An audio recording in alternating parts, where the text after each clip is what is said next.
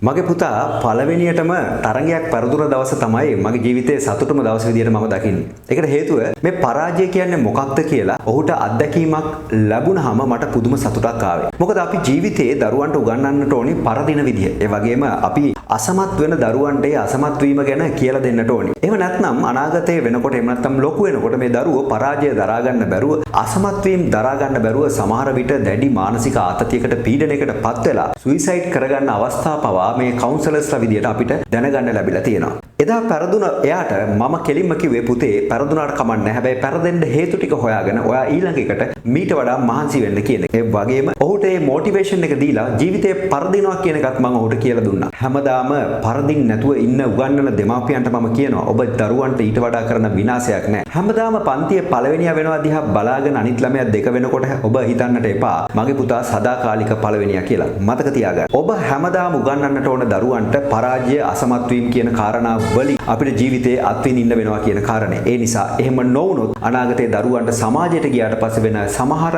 අසමත් වීම දරා ගන්න බැරුව එන්න පුළුවන්. ඒ හින්දා මම ඔබට කියනවා දරුවන්ට පුරුදු කරන්න අසමත් වෙන්න පරදින්න. හැබැයි ඒ වගේම ඒකට හේතු හොයාගෙන ඊට පස්සේ ඒක නිවැරදි කරගෙන ජයග්‍රහණ කරා යන්න ඔබ මඟ පෙන්වන්න.